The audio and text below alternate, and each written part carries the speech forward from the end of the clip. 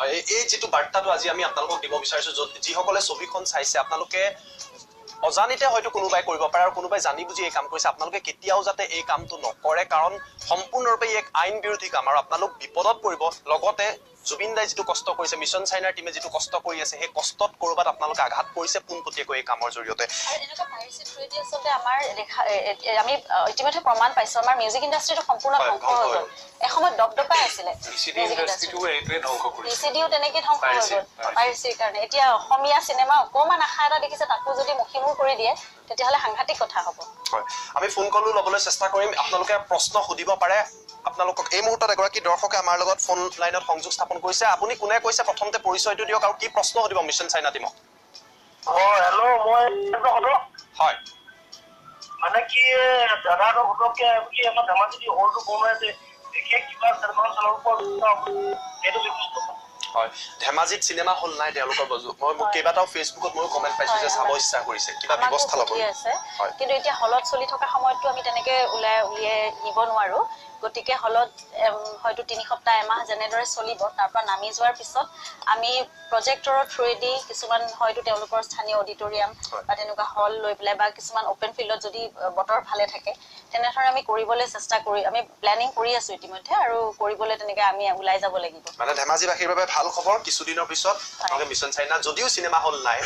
আপোনালোকে চাব পাব মই ত্ৰিদীপ লাহন এই কথাটো যিটো তেওঁ ক'লে যে ধেমাজিত চিনেমা হল নাই সেইদিনাখনি আমি যেতিয়া জুবিনদাৰ লগত কথা পাতিছিলো তেওঁ কৈছিলে লিমিটেড অসমত যদি আমাৰ সীমিত চিনেমা ছবিগৃহৰ কথাই কওক বা অন্যান্য এইখিনিয়ে ক'ৰবাত প্ৰভাৱ পেলাইছে নেকি যিমান এটা জনপ্ৰিয়তাৰ পাছতো আজি ধেমাজিবাসীয়ে ছবিখন চাব পোৱা ডেফিনেটলি পেলাইছে কাৰণ এতিয়া মাজুলীতো চিনেমা হল নাই ধেমাজিতো নাই আৰু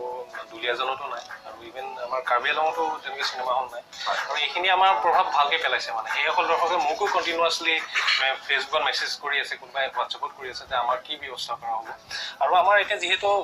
55+ চিনেমা হলত আহিছে মানে ক'বলৈ গ'লে চিনেমাখন তো আৰু যদি 10টা চিনেমা হল হয় মানে তেতিয়া বহুতে আজি টিকেট পোৱা নাই কালি টিকেট পোৱা নাই পৰহি টিকেট পোৱা নাই তাৰ মাজৰ কিছু সংখ্যকে চাবলৈ পালে হয় আৰু